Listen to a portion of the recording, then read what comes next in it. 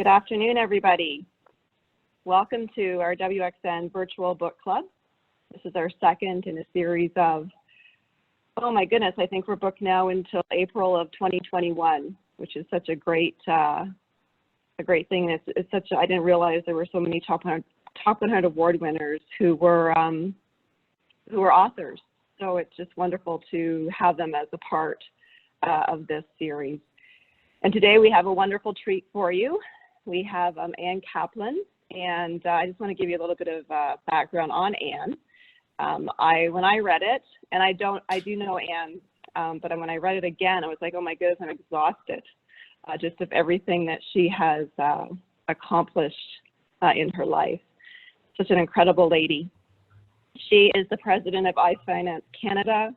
Her accolades include the EY Canadian Entrepreneur of the Year. She has won the Peak Awards of Excellence in Finance. She is also one of our Hall of Fame award winners for the Women's Executive Network, Canada's Most Powerful Women Top 100. We're very proud to have her on that list. She has, or she's working at, I don't know if she has it yet, but she's working towards her doctoral thesis in finance. She sits on 3 boards. She's written 5 books. She is the star of the Real Housewives of Toronto, one of the stars. And in her spare time, she has 8 children, and she looks after her 8 children. So I don't know about you, but what an amazing woman, just a super woman. And just so much she has accomplished with 8 children, writing 5 books, makes me wonder, like, what the heck have I done with my life so far? So you're going to get some really great information from Ann today on her book. She's going to share with you one of her 5 books called How to Be Successful in Spite of Yourself. So I'm really looking forward to hearing from Ann, and I'm sure there'll be a lot of great learning. Please, by all means, there's a little Q&A at the bottom. Please ask questions throughout, and then Ann can address them at the end of her reading. So please, everybody, thank you, enjoy. And by the way, I'm Sherry Stevens. I'm the owner and the CEO of the Women's Executive Network. So enjoy, everybody. Ann? Okay, I'm going to start you out with a little bit of, hi everybody. I'm going to start you out with a little bit of something you might want to see or you might not.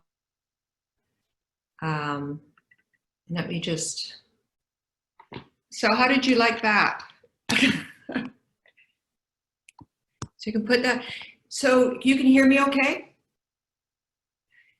So the Real Housewives of Toronto was one of the most fun things that I've ever done, but to me that doesn't define who I am. And in doing a show like that, it definitely brings you a little bit of recognition, but to me, it's not the what defines my life. If I were to look back and I wouldn't say, you know, I'm a housewife. If you met me, I would say I wouldn't even be on my list of who I am. But it's really fun to have done a show like that. And prior to having ever done that show, I was already working on a book, which is like How to Be Successful. And this is what we're going to talk about today. And if you look at it, the book says How to Be Successful in Spite of Him, and him is crossed out.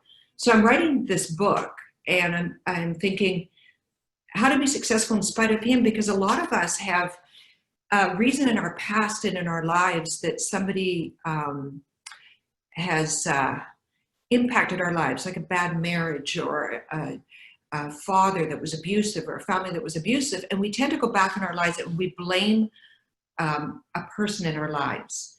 And I talk about this a lot in my book. I came from a very dysfunctional family, and I wanted to talk about that and going through a breakup of a marriage and how did I get on to become an independent woman from there.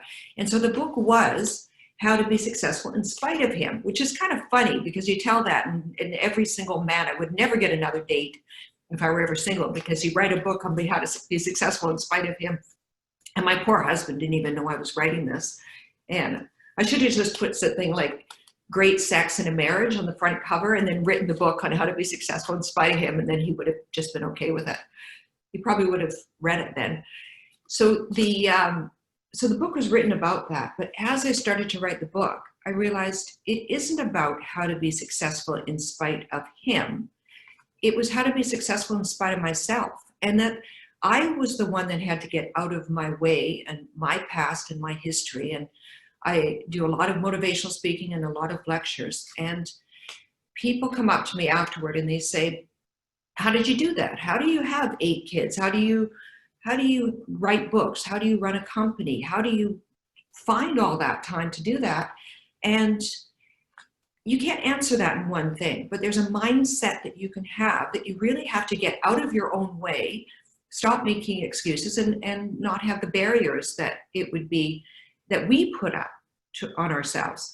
And so I set out and wrote the book, How to Be Successful in Spite of Yourself.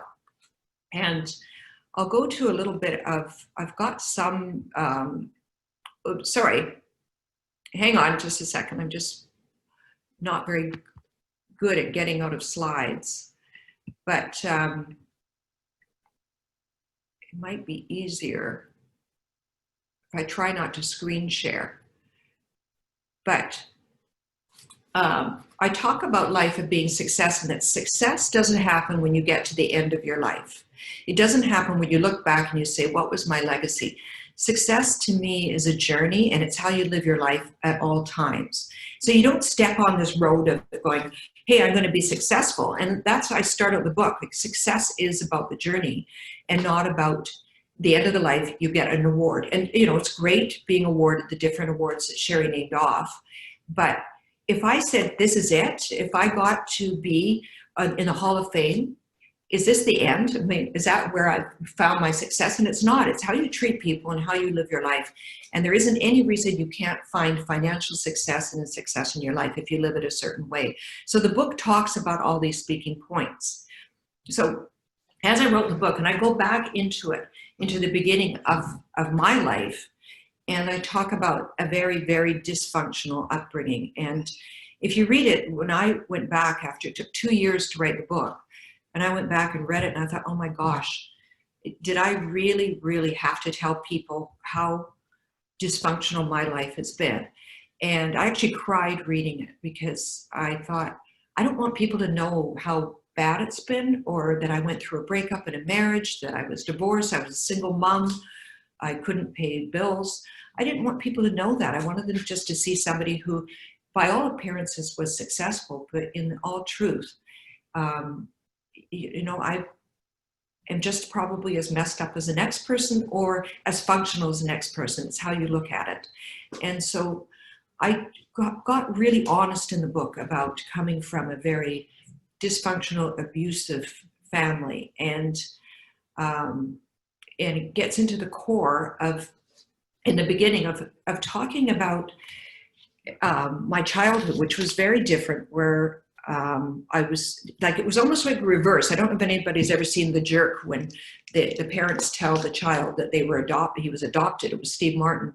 Well, mine was a reverse, where my parents told me, it said that I was adopted, and then I found out later in life that I wasn't adopted, and which didn't explain why I was the only Asian person in the family. So I talk about my mother having an affair with this Hawaiian entertainer when I was a little girl, and then finding out that this Hawaiian entertainer, who's very well known in Hawaii, wasn't this famous one that I thought he was, and it was just some man that ended up having 13 children illegitimately. He was procreating his way through the tourists in Hawaii and ended up with all these kids. So I ended up with these 13 brothers and sisters in Hawaii that I didn't know about, but got to know through my lifetime.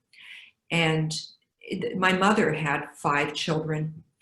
So I grew up with these 5 girls. And I talk about the dysfunction of having a family where you have a father that brought me up that was very angry that he's got this Asian child sitting at the table that was a product of an affair, and eventually moving out at 14 years old. So I talk about the dysfunction, and the reason I talk about it is because the more I've lectured and the more people that confide in me, I find that I'm not alone. My story is different than someone else's story, but it's the same. We all have something that we've come from. And I think something that I've chosen to do is to not carry that with me. That isn't what defines me either. So being on The Housewives isn't what defines me, but nor is growing up in an extremely dysfunctional family. Moving out at 14 does not define me of who I am. It's how I treat other people and how I live my life. So if I'm not carrying that heavy baggage behind me going, hey, I'm really like, this is me, and someone meets me and I'm hiding the fact that I've cried for the last 4 days, or the fact that I'm hiding bruises or something like that, or that I'm a single mom. Like, what's wrong with being a single mom? And I talk about that, coming from something and then starting your life of success from the moment that you decide to do it. It isn't what you've done in your past. You start and you can step on that path at any point in your life, at any age in your life, and you can be successful and you can be anything that you want to be. But it isn't about pulling all of that stuff behind you. So picture going out and you've got this whole field and you can be anything you want to be, then be what you want to be. And if we were to be what our parents want us to be or what our parents are, we would never achieve all of the goals that we want to. So don't let your parents, even if you think they're the most amazing people in the world, you don't have to be a product of them. You can think and dream up anything that you want to be. And I think if you create that there's nothing, there's no barrier in your way. And I look at people like Jennifer Lopez, and whether you like her or not, she does these, like, I don't know if it's American Idol or Dancing with the Stars or whatever, you know, she does these shows like that, but she's also an incredible entertainer. She is a singer, a dancer. She does movies very successfully. And she doesn't say, okay, I'm a rich, or I'm a great dancer, or I've done a movie, and then end there. She's constantly challenging herself. And so being successful is not going to the end goal and saying, hey, I achieved this, because you could achieve a lot more if you just take steps. But I put it to stepping on like this moving treadmill, and you're on that treadmill and you're going through life. And you can do anything you want because you're on your own treadmill. And so in the book, I talk about leaving all that bad stuff behind and getting on the treadmill, and then taking people with you that you want on that treadmill. So if you've got all these schmucks, like, it's interesting because I talk about my ex-husband, and it's not that I have any regrets for what's his name or thingamajig. It's that I got over a marriage and then realized I'm a single mom with 2 kids, and I didn't grow up dreaming that I would be a single mom with 2 kids. And it was probably about my husband's 4th mistress that I realized that I was not in a good marriage. And if they ever have a mistress, it's kind of good, actually, if they look better than you, if they're better looking, because if they're not better looking, then you think, did he trade down or something like that? Then you don't feel good about yourself. But in my case, the last time I found out he had a mistress, I didn't tell him. So if you ever think someone's fooling around on you, and this is really good advice, it's not in the book, but if you ever think someone's fooling around, don't let them know you know. See, revenge is always best on a silver platter. So in the book, and I do talk about this, I knew my husband was having an affair with this girl named Carol. She lived in Phoenix, Arizona. And I bought him back then a one-way plane ticket to Phoenix, Arizona, and gave it, and wrapped up in a little box. It was back when they had tickets, and I gave it to him for Christmas. And he opens it up, and there's a ticket to Phoenix, Arizona. And he says, why would you do this? And I said, go to Phoenix, go see Carol, which he didn't know I knew about Carol. Go to Phoenix, go see Carol. And if you come back, you pay your own ticket back, and I'll be there, but you make your decision. And so you have to really contemplate, like, am I better off married to that jerk? Like, what would be worse than being a divorced single mother with 2 kids would be still being married to that turkey? And so you because you've made a decision on a relationship, whether it be a legal one or not, or because you have dysfunctional parents, you don't have to have them in your life. But look at the people that are in your life and that are positive influences and keep them on that path.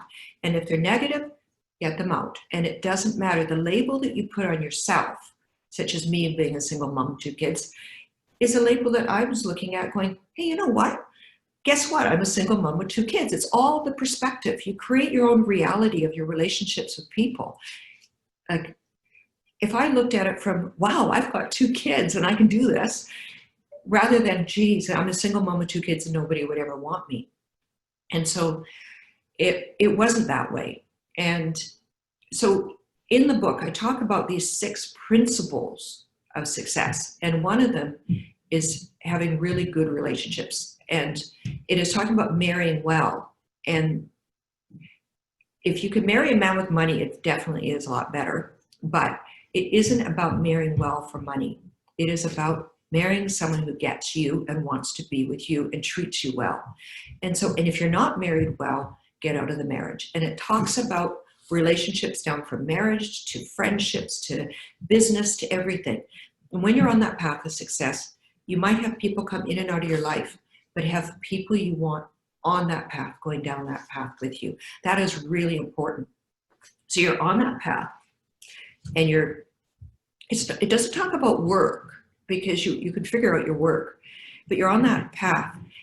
And what's really important, especially with COVID going on right now, is that you're always prepared for the next step. And that means you don't suddenly someone calls you up and they say, hey, I've got this job for you. And just say you're going for a movie role, or you're going for a job that requires some physical fitness.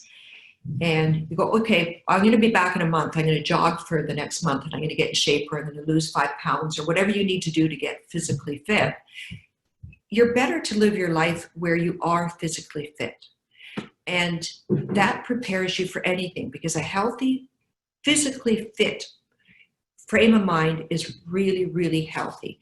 So you can't ignore the physical part of being on that path and being prepared. And when I was writing the book, I thought, how do I deal with that? Do I say in shape? But it isn't about being a particular shape. It's about being physically fit, physically in the best shape you can be in. And so I think it's important to not ignore the shape that you're in. And so in the book, I talk about the importance of being physically fit. So you're on that path. There's 2 principles. You are, and they're not particularly in order, because you need to do them all, is you've got great relationships and you're physically fit. So while you make decisions, and this isn't a principle, all your decisions are made off your own value set. So at least for me, with my current husband, my husband now, our values, when we talk about what we do and when we have dinner alone or go travel without our kids, is what's good for the family. And our values are around our family. So if I'm going to take on another job, if I'm going to do the housewife show, or if I'm going to do something, it's what's good for the family. So every decision I make, whether I have dinner with my husband without the kids, maybe that is good for the family, that we have a little bit of alone time. But when I interact with people, the way I interact, I don't want to go back and say, sorry, I said that.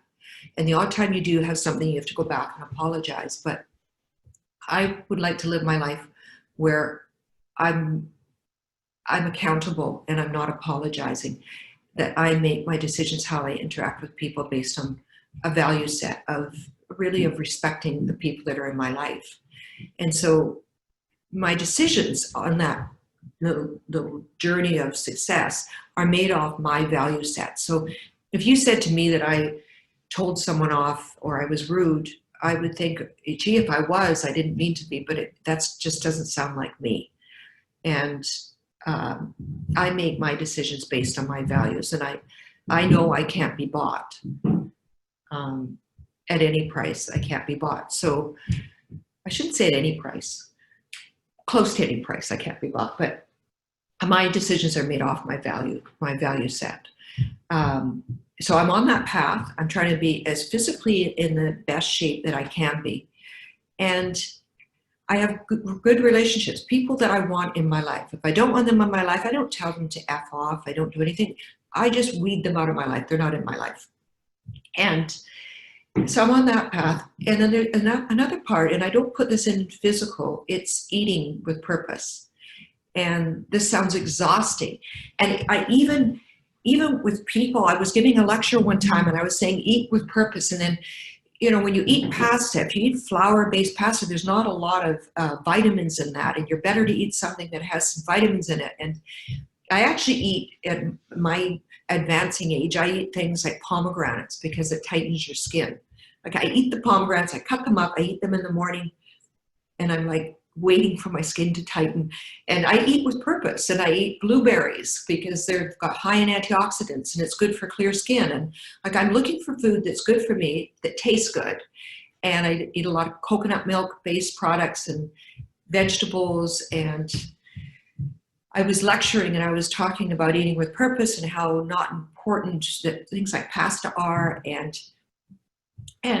by the time I finished, and it was like a lunch thing where everybody's sitting there eating pasta, and I just felt so guilty. I just felt so bad because I wasn't thinking that they were serving pasta while I was telling everyone you shouldn't eat pastas, you shouldn't eat a lot of breads, and or else if you do, eat it minimally, but try to have the majority of the food you have a purpose, and like great tasting food, but eat with purpose. So it's doing things like things that you do in your life, having purpose to them, so you're not wasting time. And I don't know how much time people waste, but I like to, if I'm going to have a dinner, I like to really enjoy my food. So I like to have a type of dinner.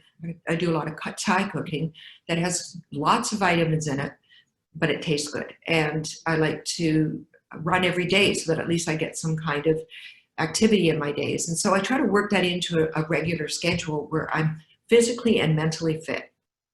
And mentally fit is important for, it almost sounds like eat, pray, love, but it isn't. It's being mentally fit is important, and spiritually living off your values, that you are who you feel you should be. When I was younger, and I talk about this, I had one of my fathers, because I ended up with multiple fathers, was married to this woman, and she had her own TV show, and she was a self-proclaimed guru or a deva. And she took me around to like Swami Muktananda and Bhagwan Shri Rajneesh and Cassandra and the Bhagwan and Deepak Chopra. And I used to go chant these different places, and I'd be in the back and I'd have my heels on and everything, and it'd be Om Namah Shivaya, and I'd be doing all this chanting. And I feel very strongly that your beliefs are your own, and you're better to live your beliefs than to tell people. It's up to every individual what they want to do, but I try to live off my value system. And when my kids ask me, you know, do you believe in this or you do believe in that? I say to them, you know, that's my business, what I believe in. But if you knew me, you probably could figure out what I believe in. And so I don't even talk to my kids about it, about my spiritual, and I don't mix spiritual with religious beliefs. And so in those six functions, one of them is also knowledge. And yeah, I did do my doctorate, originally in spirituality, my PhD, and then I ended up doing a doctorate in finance. But doing a doctorate doesn't make me smarter, it doesn't make me better. I don't know that you have to actually do so many degrees that it matters, but being on top of the news and being knowledgeable about the subject that you were talking about, or having general knowledge, especially in this day and age when so many young people actually take the time to be knowledgeable. It's to not take the time to look at the news, to not take the time to understand what's going on, to not look at multiple news sites. To me, that's a little bit naive, and hard to be in a conversation if you're not understanding what's impacting this world, and even being in the conversation with yourself. And so knowledge is an incredible carrier for making decisions, even business decisions. So I talk about smart being the new sexy. It's actually not about being sexy. It's about being intelligent enough, and we all are intelligent human beings if we're existing, we're humans, that we can take the time to read and to be on top of current affairs and be on top of subjects. I choose to read constantly. I'm constantly reading, and I'll have multiple books sort of in different places in the house where I can pick up a book and enjoy what my interests are at the time. I read a lot of political books, but I also like humor. I like cookbooks and the news, and so I just love the news. So I try to be to get as knowledgeable about the subject, and then I look up people before I talk to them, and I try to understand who they are. So knowledge is really important in gaining knowledge. So you're on that path. You've got the right people. You're physically fit. You're in a good diet.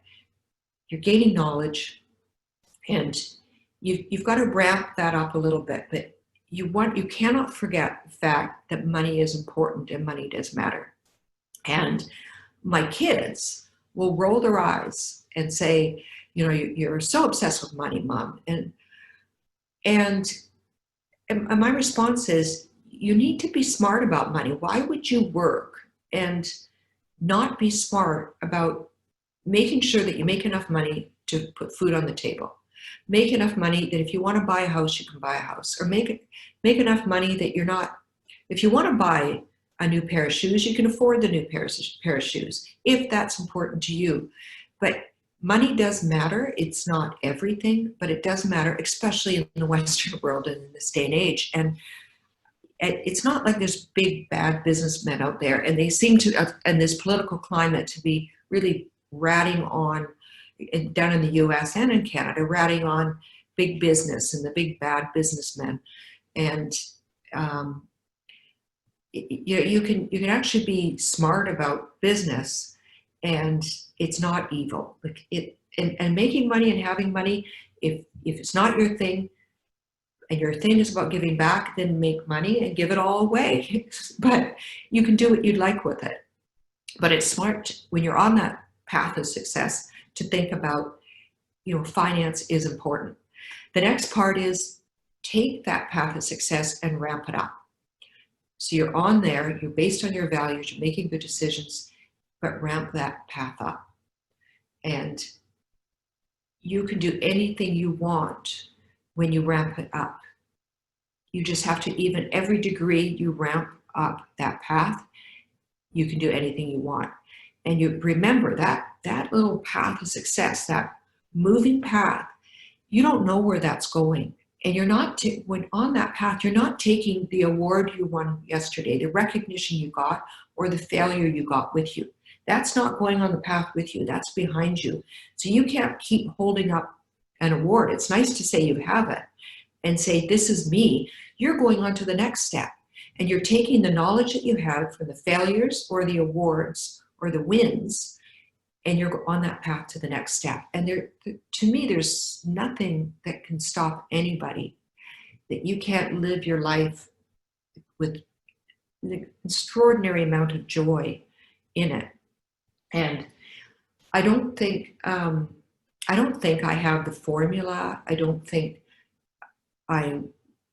anybody has the whole formula, but for me, it's worked that I've been able to live my life the way that I've wanted to. Not every moment's been fantastic, I have to say, and there's been a lot of heartache and sadness, but I've lived my life the way I want to, and certainly now I do. And I think if you were to define success, I would say it's living your life the way that you want to. And if you can do that and say, this is what I want to do, this is where I want to be, this is with the people I want to be with, and what I want to do in every moment, then you've found your success, and you can just enjoy your life. And it sounds simplistic, but it's and maybe it is simplistic. I don't like looking at this big screen of me because I haven't had Botox in 3 months, and all I see is all the wrinkles. Look at this. You're never going to see this again. Anyway, okay, there I've got the shared view, so I'm not looking at that. That was horrifying. I should turn the light off there, and then you guys could just look at the dark. But the next step when I've gotten to the point where I'm at and financially into a position that I want to be in, I'm always looking for the next move. And I'm always, in business-wise, looking for economies of scale.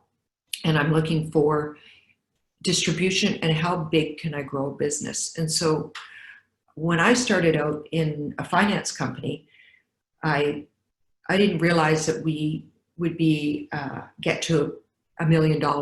So I had this goal, and we surpassed $1 million in the first year. When I did the analysis the other day, we've gotten to $1.8 billion in loan applications so far. And I don't know why when I started out that I thought I'm going to do this $1 million business. And it goes to show you that we set our sights really low because we don't think we're capable of something. Why would I set my sights lower than what I could? And so I started to say there's more that I could do outside of just doing finance, and started doing other things too, because I realize I'm the one that gets in my way. And it just means I'm allocating time in different ways. So I don't actually watch TV. I've watched the Housewives show once, and that was with the Housewives when it came out. And then that little clip, I've probably watched it 100 times because I play it when I lecture. I'll play that opening clip. But I'll watch the news on my computer, and the odd time my husband's watching something, I'll sit with him. But I find I have more time in the day, getting up early, allocating time to certain tasks and writing, and there's nothing that can get in the way of doing what I want to do. It's also dealing with, I get up and I deal with the problems right away. Because if you don't deal with the problems, a problem's going to happen during the day, and then you're so busy trying to deal with something you didn't deal with in the morning. So I try to get all the hard stuff all out of the way, and so I can have more time for the real stuff, because crap will happen. That's definitely, you can be guaranteed that you're going to have a really, really crappy thing happen to you. And there's no doubt that evil exists and something awful will happen. And so I try to get that stuff out of the way and be really functional so I can get through my days and find my successes in my days. And it's like being a self-cheerleader. But if you live in a world where you're in your own reality and you're okay with your values, what could go wrong? And not a lot can go wrong. And you're not overspending. Not a lot can go wrong. Mm-hmm. So I went through this whole, I'll read you a little bit of this from this book. Now the book is kind of cool because it's got all these little cartoons and things in it. And so I put the funny things in there. And my sister, who's not funny, well, she thinks I'm not funny. And she's constantly telling me, she phoned me the other day to let me know that she felt, now she's very Christian, religious, and she's very, not that that's good or bad, but she has to let me know always throughout the conversation. I hope she's not in here. I should check. Is there a Jane in here? Anyway, she is, if she's here, I really love her and I really appreciate her advice. Let me see if she's here. Anyway, she's really annoying. She's not here. She's always preaching at me. And she phoned me the other day to let me know that I think I'm funny, but I'm actually not funny. And then I said, well, people laugh at me in my jokes. And she said, they laugh because you laugh at your jokes. So you start laughing at your jokes, and then they're laughing at you because you are laughing at your own jokes. But you're actually not funny. They're just laughing at you because you think you're funny. So I don't know, she's not on my path right now, but I've got a chapter that's called Create Your Own Reality. And if you think about it, we all live in our own reality. And if I think I'm funny, it's actually, who cares if no one else thinks I'm funny? Because if I find myself funny, then I'm having a riot, and who cares what's going on around me? So you can live in your own reality, and it's actually really cool because you can make an excuse for anything you do, because the only one you have to account for is yourself and your kids if you want to.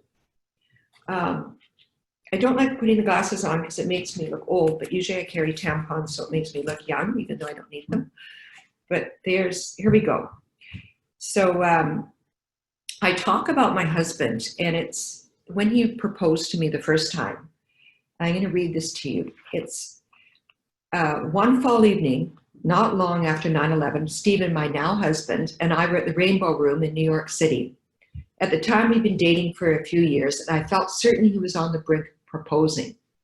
Sure enough, that night, so the Rainbow Room's in New York City, the top, I can't remember there's a big tower up there. Sure enough, that night at dinner, in the middle of our meal, Stephen got down on his knee and pulled out a small velvet box. Everyone in the restaurant was watching as the scene unfolded. Tears came to my eyes. There's my husband down on bent knee as I took the box from him and opened it, and inside was a Supergirl ring, a cheap painted metal ring. Stephen looked at me and said, "I think you're a Supergirl." And then he sat down and finished his meal. So all the people in the Rainbow Room were looking at me and sitting there and with his Supergirl ring, and he's sitting there eating.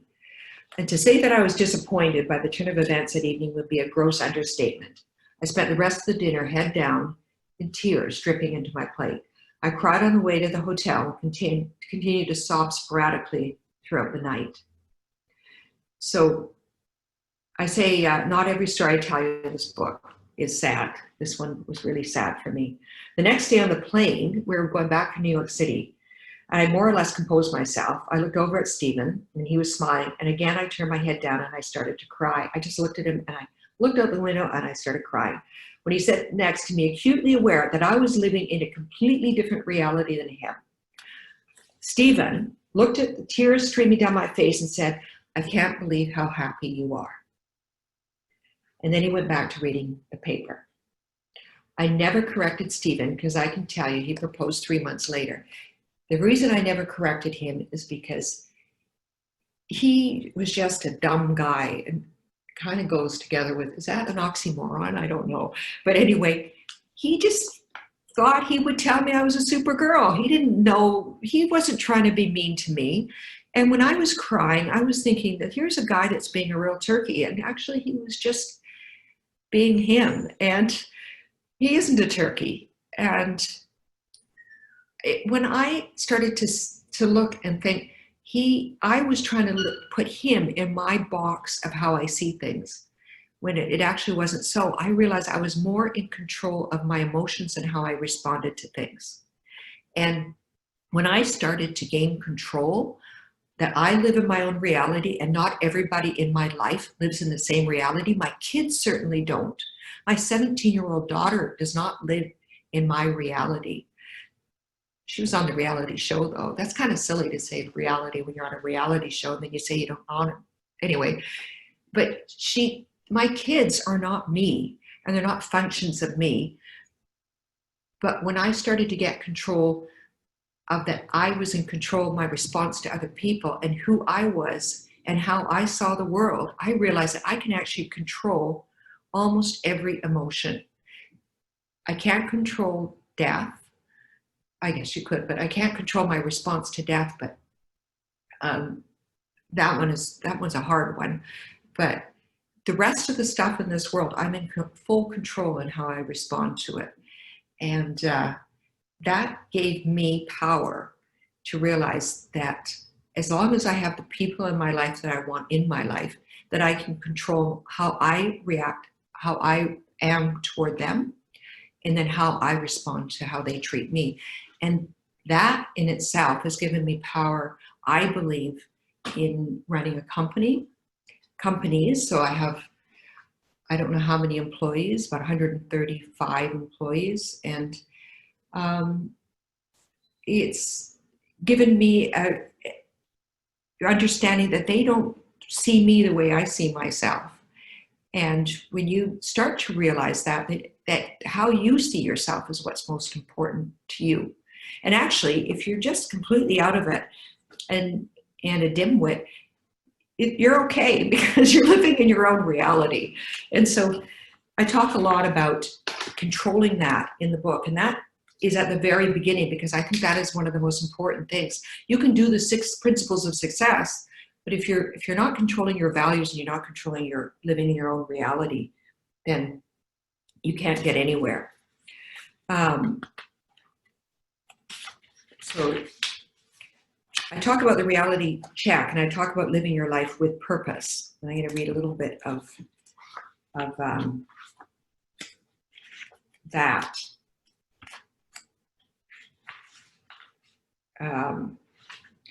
There was a point, I remember when I did finally, rather than read, I'll tell you, when I did finally meet my biological father, it came to a point where I flew to Hawaii and I looked him up in a brochure and I found him. I was 17 years old and he was an entertainer in Hawaii. And I used to go and visit him and then he wouldn't show up.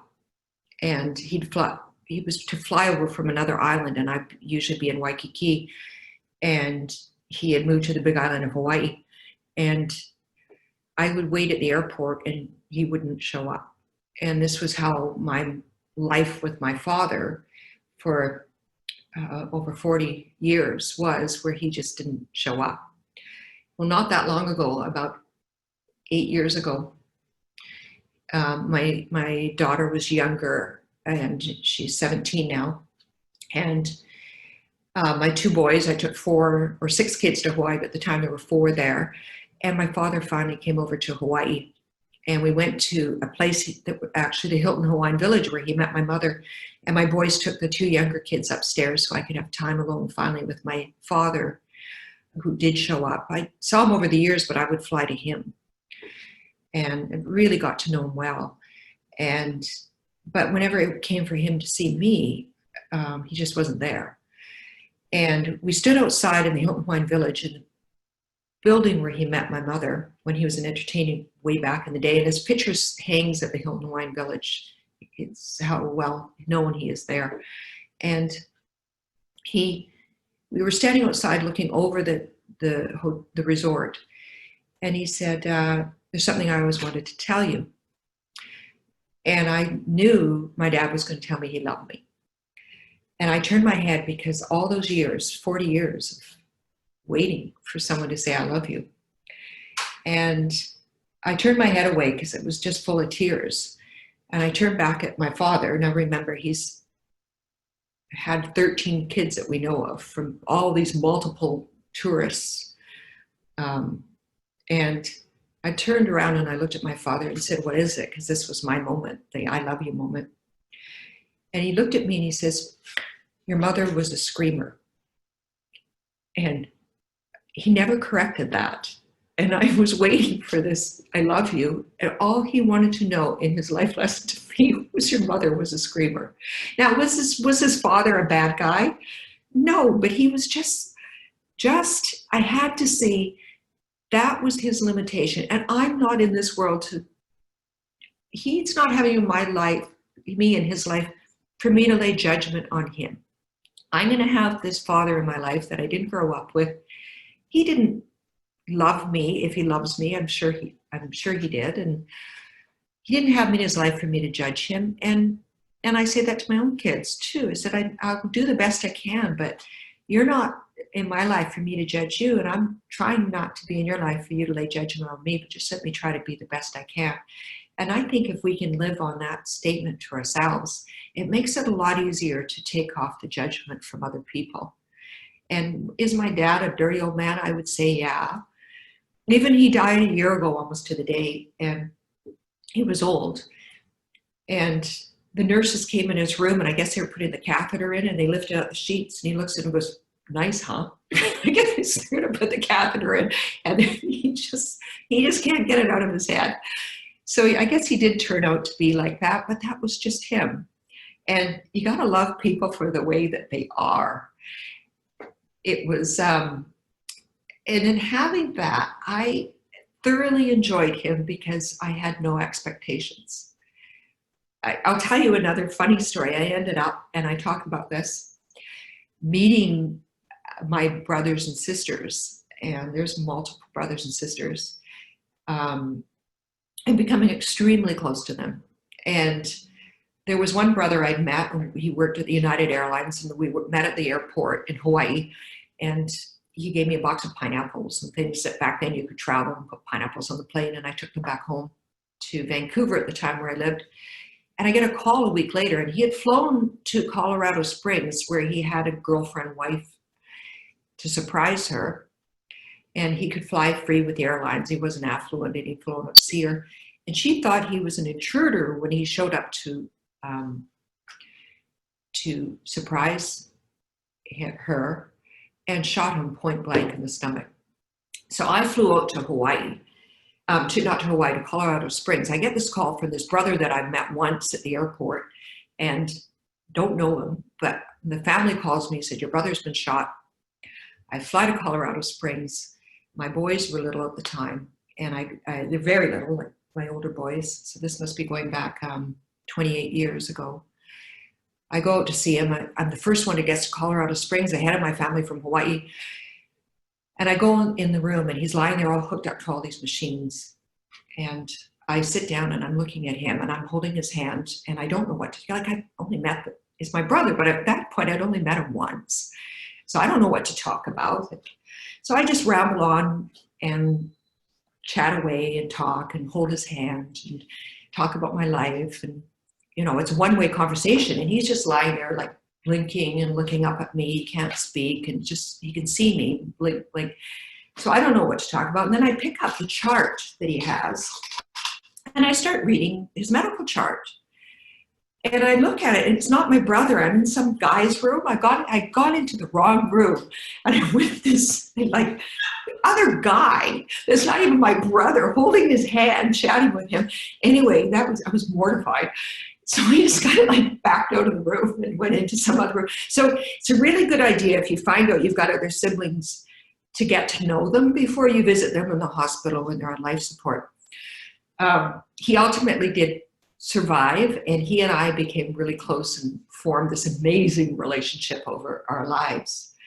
And you know, he's still alive and doing really well, as in a functioning, happy person. And I've gotten to know all of that family and the family that I have now. So in total, that's 17 brothers and sisters. So that makes for family dynamics that are quite unique too.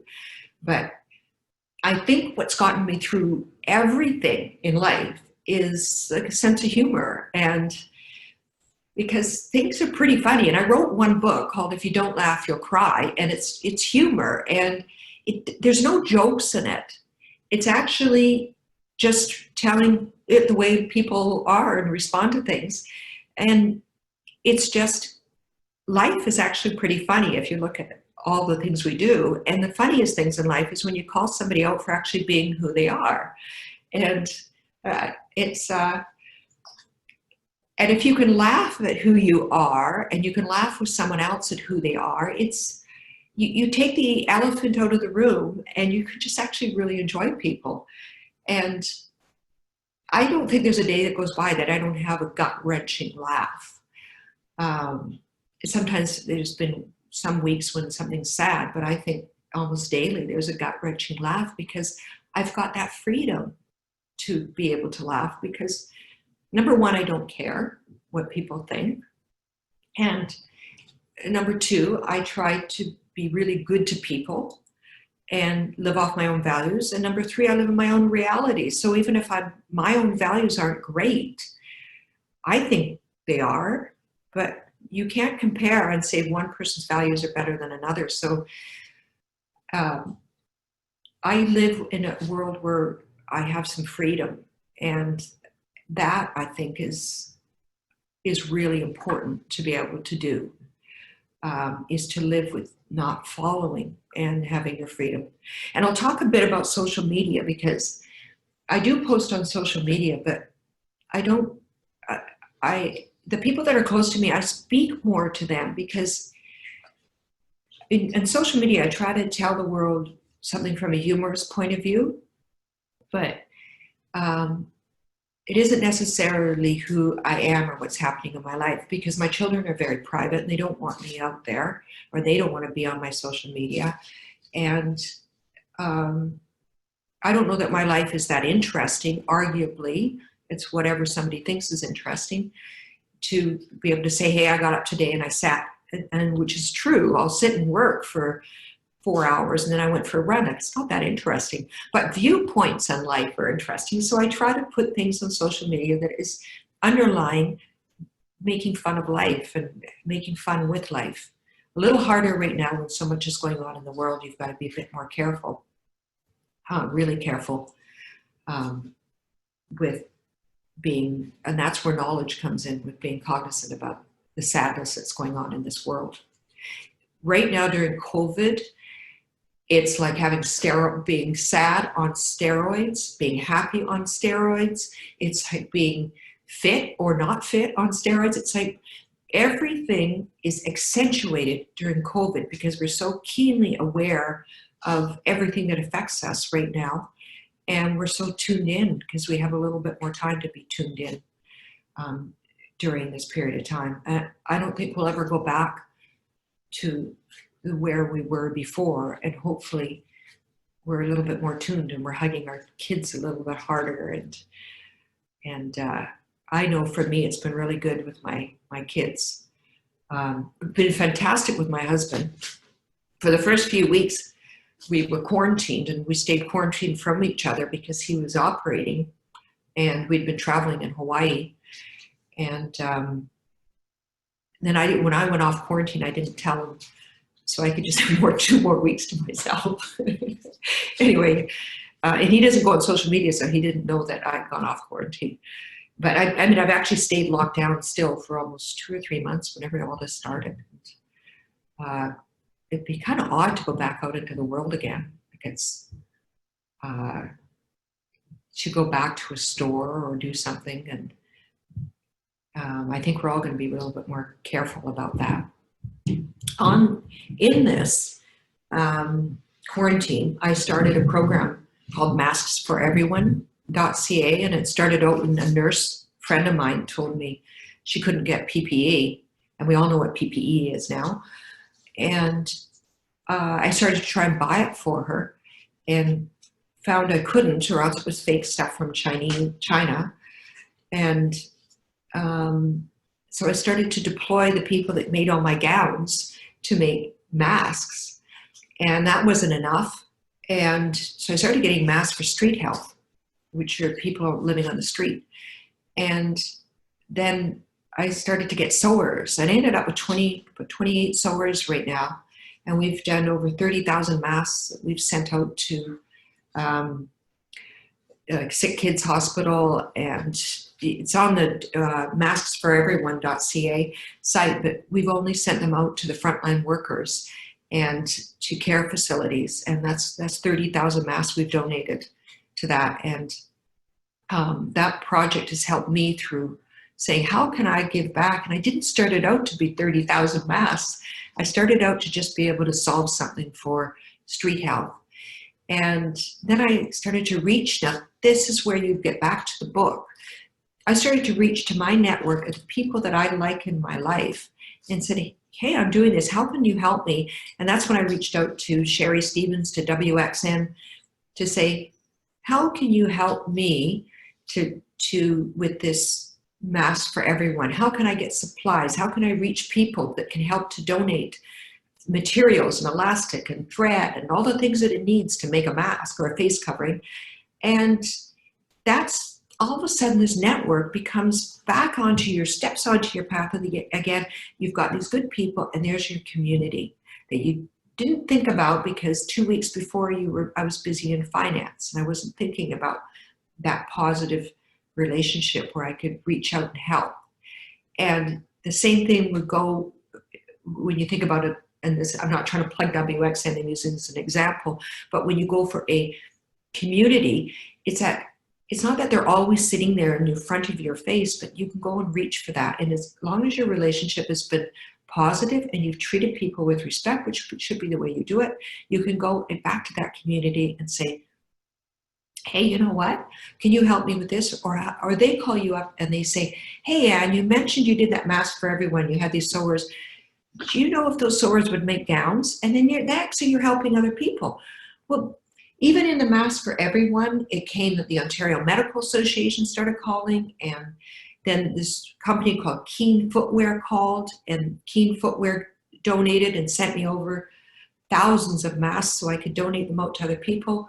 And it became even in a bigger community that I got to be part of. And it was beautiful community. And I could see my kids there. We were all getting the filters ready for the masks, getting the materials ready, shipping them out, and a program started. And it became another sort of side business, which will shut down when we stop having this need for PPE. So, but what I knew is that I could find the solution. I didn't know what it was when my nurse friend reached out and said, we don't have any, and we're on the front line with people on the street. There is, I can't remember the number, 15 or 1,700 street people. I can't remember the number, and I don't mean to not have given enough if I've said the wrong number. There's a lot of people living on the street that these nurses were in the front line trying to help, and these people, a lot of people on the street are drug addicts, and they're not wearing protective gear, and you know, it's just getting, how can I help? And I knew if I put my head down and I reached to my network and I used a little bit of, what is it called, resourcefulness, that I could get the job done for her and get her PPE. So, and off my own values, I had people trying to sell me masks. I had the Uber driver trying to sell me masks when he was picking up the materials to deliver to somebody, and he's trying to make a buck off a mask. And so I started to realize, and I cried when I realized that people were actually trying to get masks from me so they could resell them.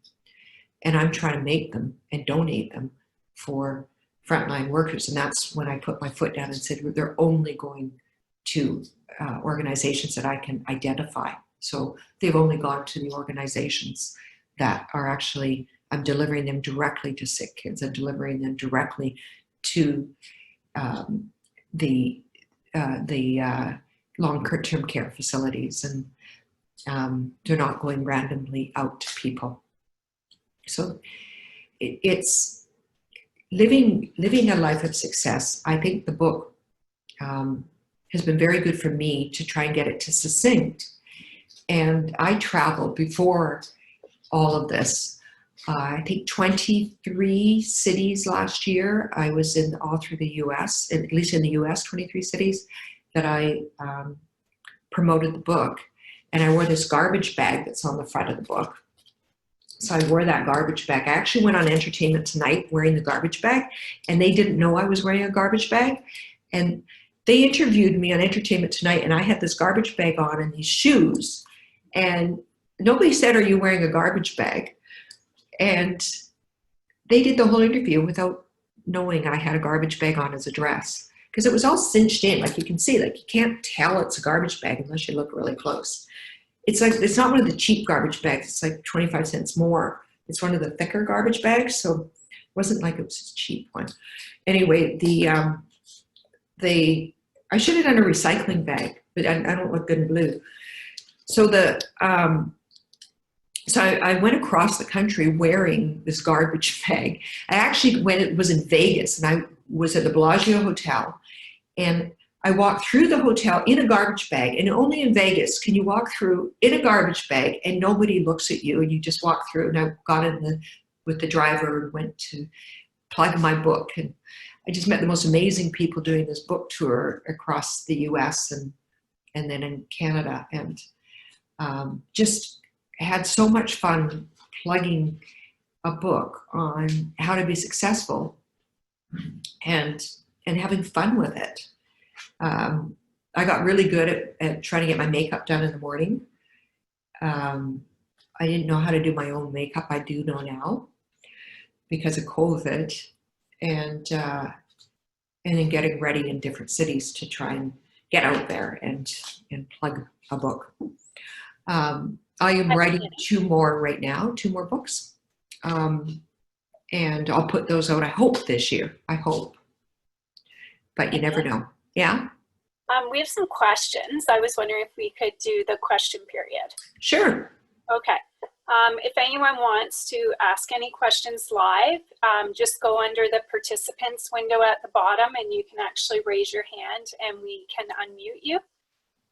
Otherwise, I have some questions that people who had registered had asked, and I was going to go through a few of those. So you spoke a little bit on social media. Someone had a specific question on that. They said, how do you walk the line on social media between being politically correct, yet still voicing your opinion without jeopardizing your image, your job, that sort of thing? Yeah, isn't that interesting? People can be really mean back to you on social media.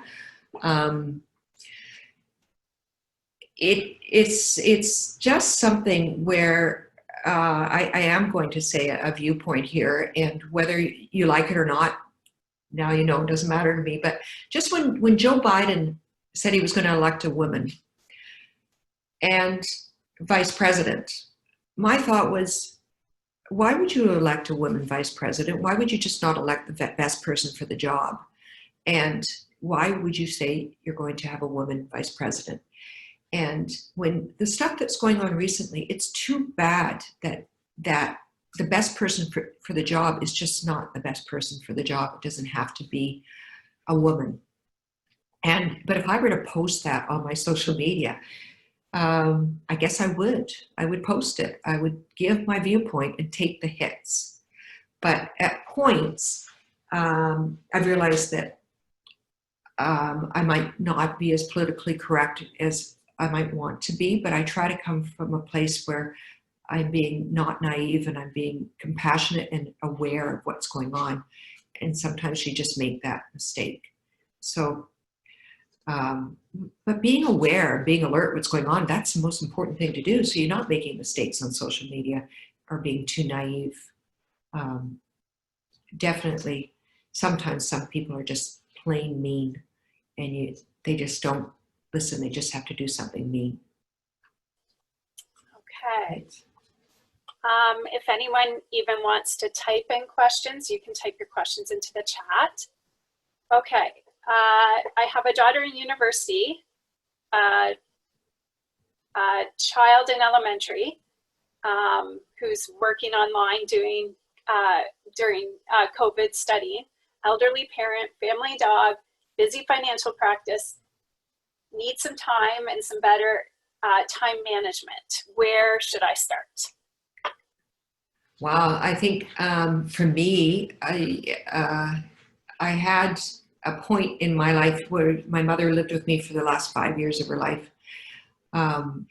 She lived in our house, so I had to get up really early in the morning and find a little bit of time. I would go to work, but I had to carve out time that was for my mother. So when you talk about your elderly parents, I had to let my children know that it was very important to me and for them to understand that I had to spend time with my mother and that I wasn't trying to take time away from them.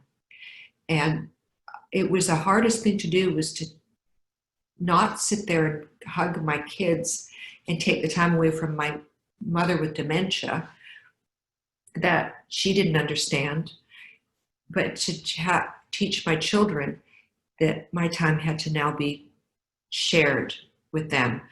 And so sometimes it's managing your environment. You know, when you get a puppy, you manage the environment and it's easier to manage the dog. And I don't mean to compare, but you mentioned you have a pet too.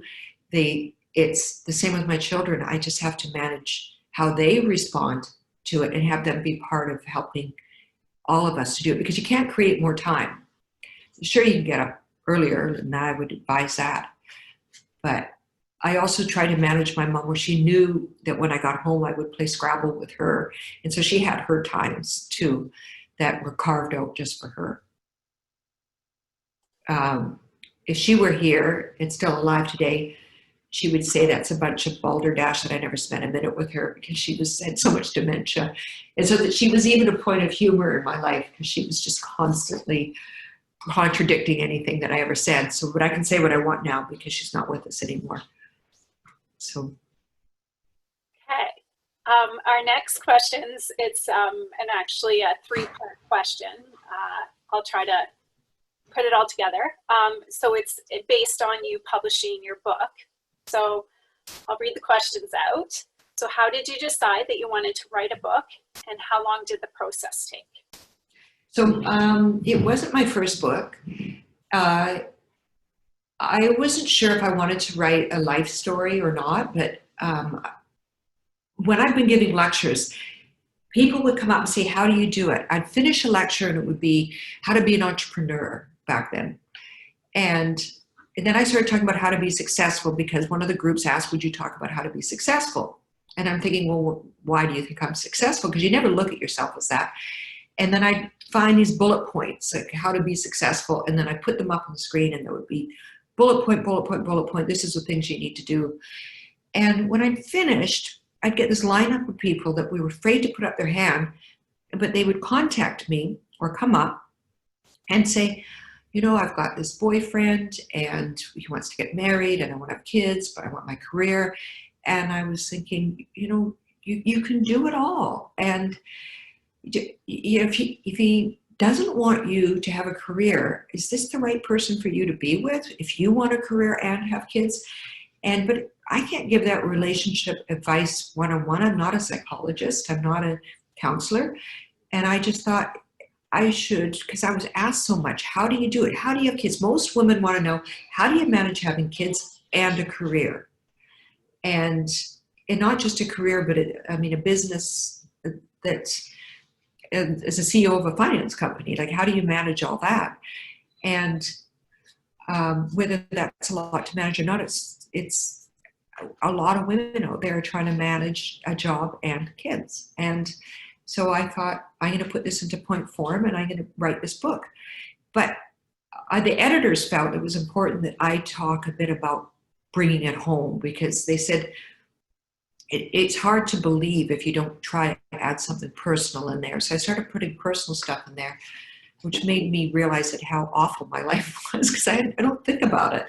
Because to me, it's pretty nice. I've got a wonderful husband at times and amazing kids and at times. And I've got this life that I'm surrounded by people I love. And what better way could it get? And so the book is about that. The process of writing this book took 2 years. It was 2 years. And I didn't go back to read the part about my personal stuff until after, when it was in editing, and I literally, as I told you, cried. But it was really breaking it down into the chapters and writing about each chapter, and then not being afraid to move the chapters around later on. Just get the chapters written and then move them around later on. You don't make money off a book. So if you're writing a book, you're not going to make money off it, but it can enhance what you're doing. And almost it's something you can talk at. It depends on the book. But the process of writing something and finishing something, it's just like I felt like it was a personal achievement. And I just want to do more. And because once you publish that, it's done. And I'd really, really like to do more. So if you're thinking of writing a book, if that's why the question was, it can be a shorter process. If you're going to go to publishing, I would say, from what the publishers told me, you might want to let them know a year ahead. And they really want it a year in advance, unless you're someone like Michelle Obama or something like that. And it takes about a year ahead. You want to get your publisher lined up, or self-publish, or do a combination. Okay. Our next question. I would love to hear about overcoming imposter syndrome generally and getting past the fear of failure. Yeah, and I always felt like I was a fraud, that people would realize, well, first of all, I didn't know I was Asian, so people would comment on my being Asian. I didn't know I was Asian until people told me.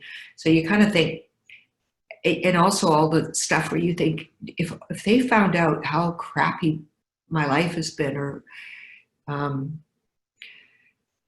or that these aren't my real breasts or something like that, like you're going, like, just be who you are. And if you've had a crappy life, you don't have to put that on the table. You don't have to let the whole world know. And if they don't know, really, it's none of their business. And so you're not really being fraudulent if you don't tell people that your life has been bad up to a certain point, unless you feel you need to, because you're not really an imposter. If you've come from a life, or if something about you don't want people to know, and that doesn't affect the decision that they're making on how their relationship is with you, and it doesn't impact that. If it does, then you should let people know. You know, someone says, if you had a criminal record check, and have you ever been convicted of a crime for which you did not receive a full pardon, you need to be honest. But if it's something where you came from a broken family and things like that, and you feel like the world should know that you're in pain, if that's what you think of as imposter syndrome, you're not letting people know that you're actually hurt or you're sad inside, that's a little different. And I don't feel like I need to tell people my whole story or how sad my life has been. And I don't feel like I'm an imposter because everybody doesn't know how sad my life has been or how sad yesterday was for me. It's only, to me, it's if you need to understand at this moment why I'm in the mood I'm in, maybe I might tell somebody, but I don't feel like an imposter otherwise. And if they want to judge me on anything, that's them, not me. So I try not to feel like I had to tell someone. I don't owe anybody them to know. They don't need to know how much I paid for my shoes or where I got them or if I bought them at a secondhand store or not. Okay. Kind of leading up to a little bit of what you just spoke about as well.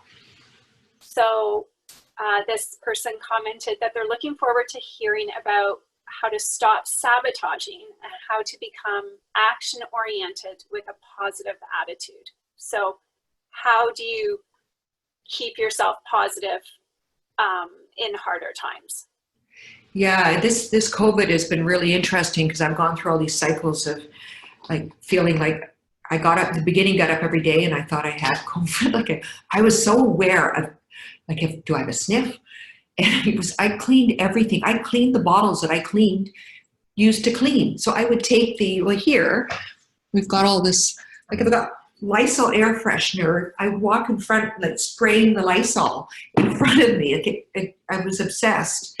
And then I went through this feeling of real loneliness and went through tough times. And how do you get out of those emotions when you're in the middle of something? So when all of your emotions are on steroids and are on you've got this, they're accentuated right now. And there's been time where recently I had a really big loss and I couldn't speak. And so I emailed some people at work and said, you can email me, but I actually can't speak. And I had to get through that loss on my own, losing somebody, somebody to death. And it was, I had to give myself the time to get through that. And I had to know during it that I would come out of it. Maybe I wouldn't be the same, but I had to know I would come out of it. And when I started to come out of that sadness, and it was extraordinary, that I just thought, oh my gosh, I just laughed. And it was unbelievable. It's like you hear yourself laugh, you go, oh my God, I actually laughed.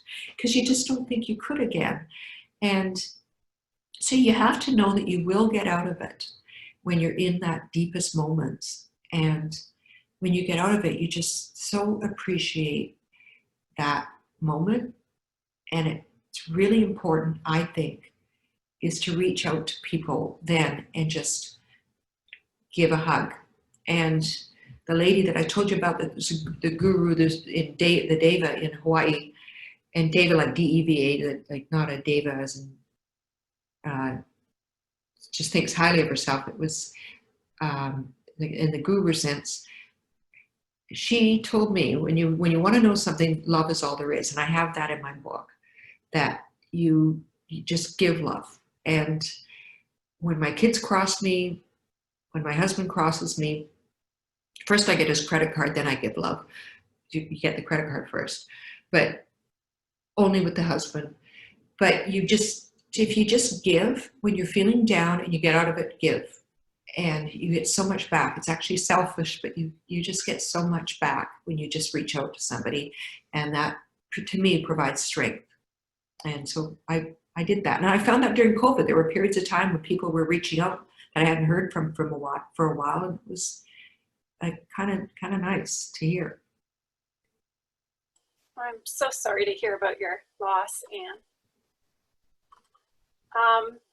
One of the other questions we had, is it ever too late to start? Oh gosh, no. If you're talking about business or walking out of a bad marriage or going into another relationship, is it ever too late to say you're sorry? Is that a song? Oh yeah, Justin Bieber. Yeah, that's right. So no, it's never too late. Like, do you want to, like you got a choice.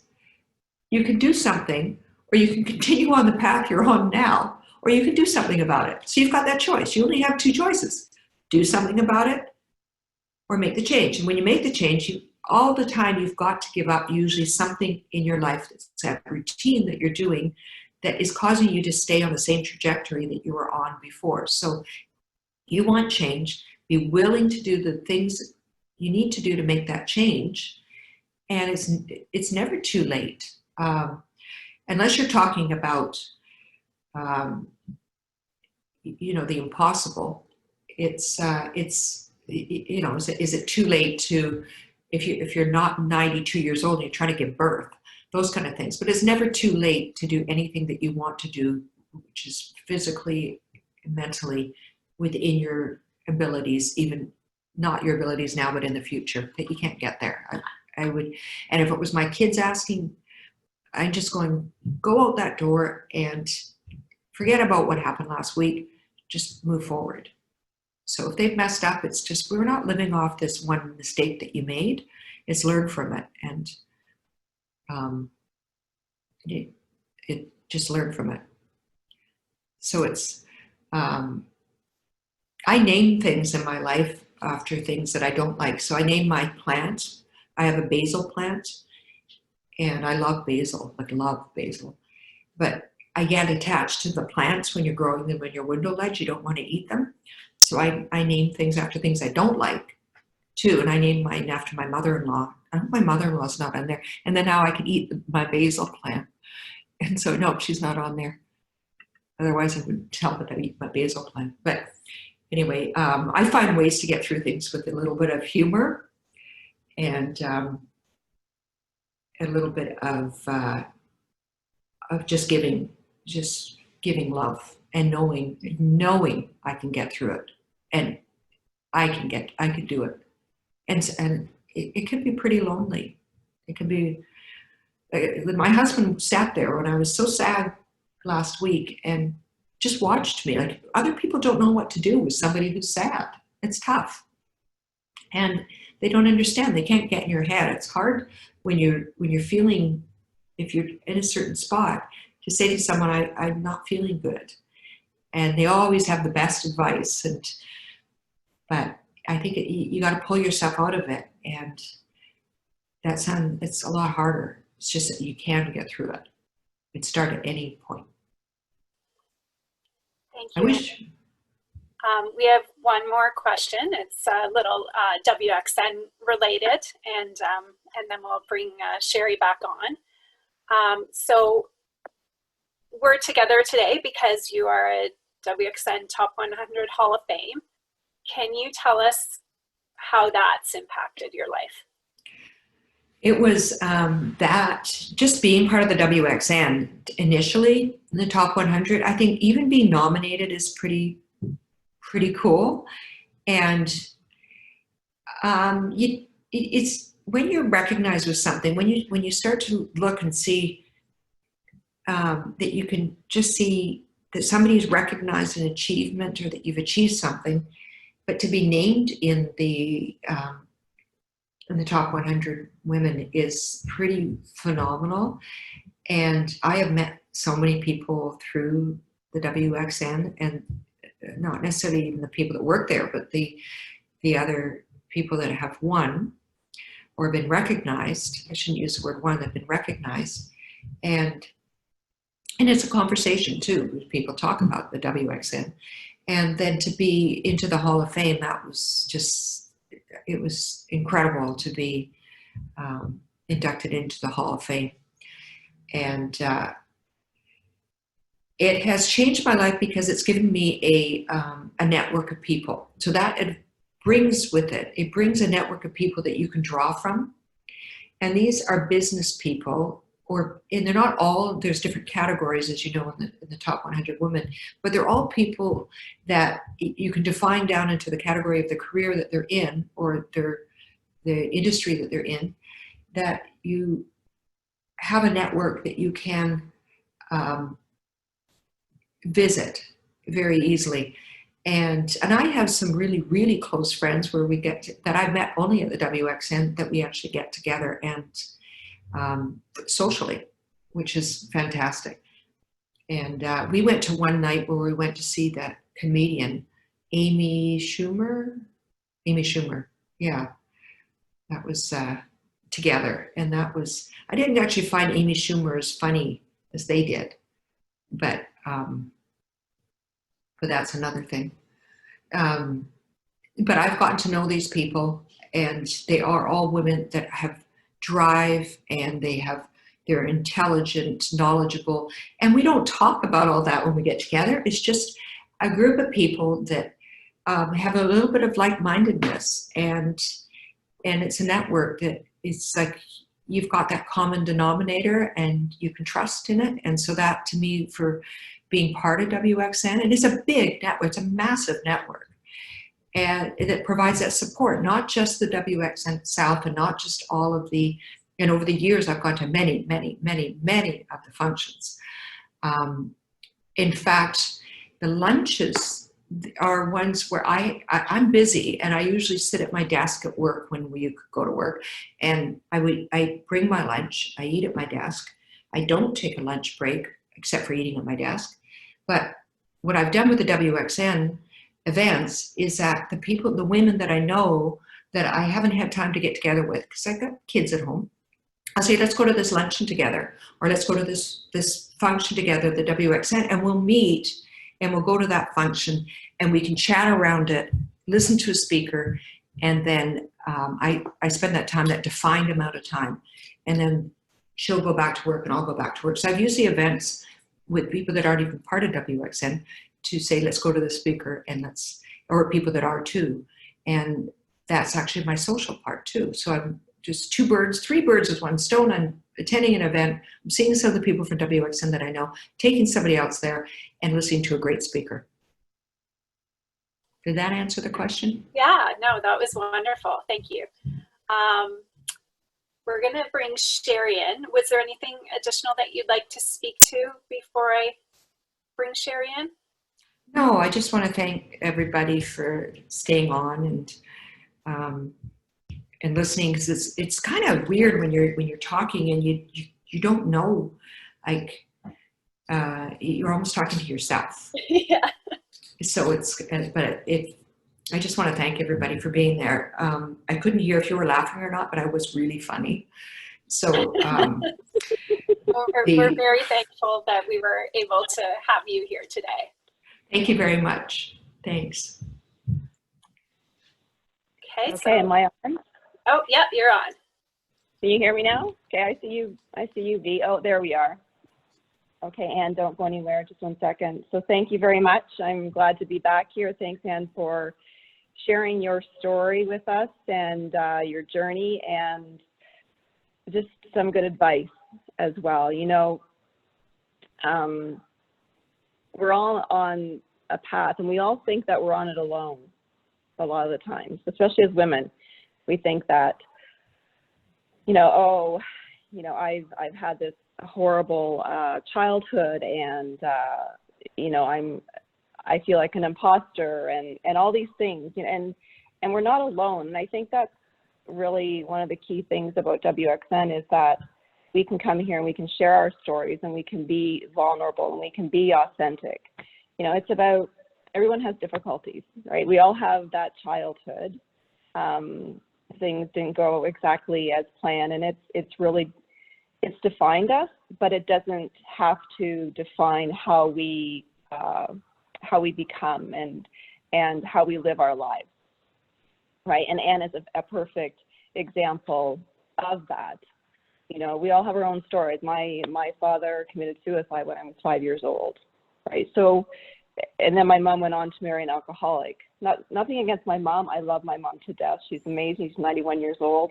But we all have those backstories, right? And I think it's important that we share them more than what we do, because I think we sometimes we hide them, and we keep them close to us, right? And we try to live this life and this persona, and it doesn't always have to be like that, right? You know, you look at Ann. I mean, I look at Ann. She's beautiful, right? She has 8 children. She has an amazing business, but she, you know, she has challenges as well, and I think that's okay. I think it's okay to say, hey, right, I'm not perfect, right? I have troubles in my life, you know, but you know what? It's not defining me.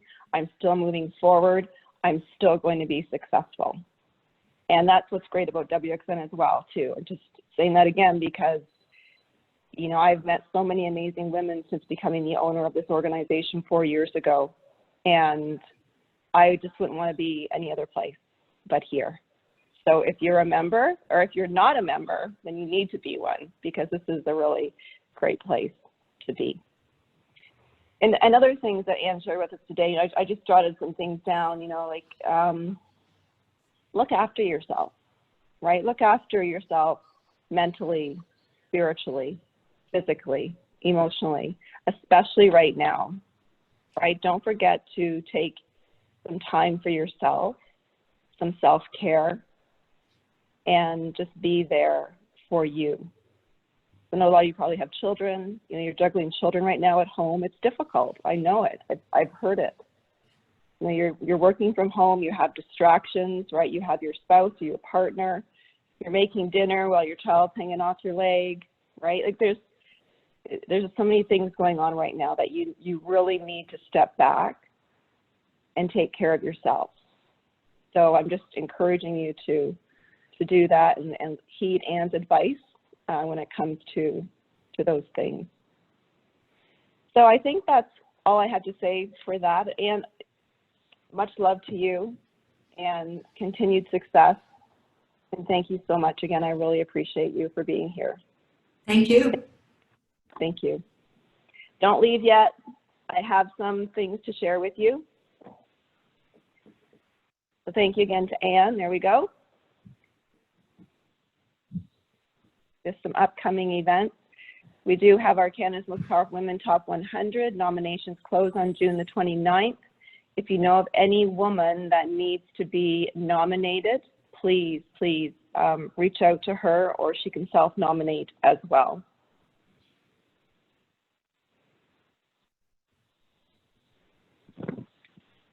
Sorry, that was my husband. He was just texting me. Did you hear the little train? Sorry. If you're not a member, please join us today. We have a special going on right now because of the pandemic and the situation. For as little as $8.25 a month, you can become a member of WXN. So please join us soon. Some of our upcoming events will be members only. So if you're not a member, you will not have access to those events. So please join our community. These are upcoming virtual events. We have a fashion event with free design fashion, just something fun to do.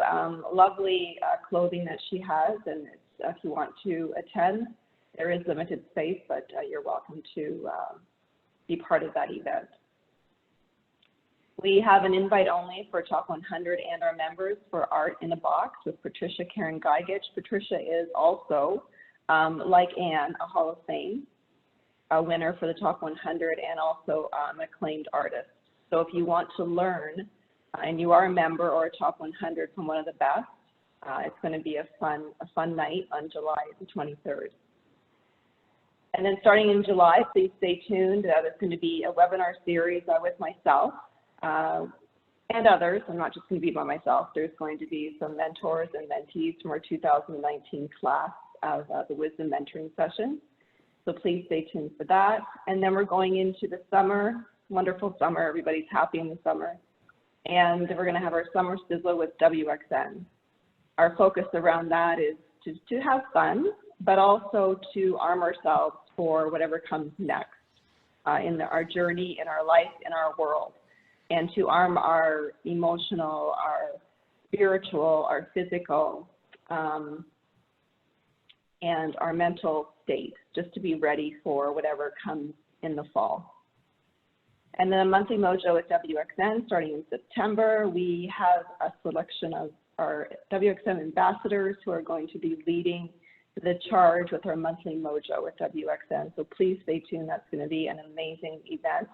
It's going to be monthly, but every week during that month. And it'll be a different ambassador every month. So it's going to be something very special. And then, of course, we have part 3 and 4 of the Unite and Rise webinar series, which is starting in the fall. So it's our new world post-COVID. We're going to be talking more about our careers, how we move forward, what's next. So please stay in touch with us. Keep coming back to the website. We have a new members portal that you can get involved with conversations, forums. So please keep coming back to our website because it's going to be updated almost weekly now as we move forward. So I think, is that it, Gary? Oh, and our book club. As I said at the beginning of this, we have it booked out until April. So you'll start seeing new authors populating this event on the next a couple months. And then our Wisdom Mentoring Program, applications open on September 7th. Please, if you're an emerging leader and you want to learn from, have a mentor from the top 100 alumni, this is the place to be. That's great. Thank you, everybody. Thank you, Virginia and Gary from our team for hosting this and helping us through it. Thank you again, Ann, and thank you, everybody, for attending. Much love to you. Thank you, Ann. Bye. Thank you, guys. Bye. Bye.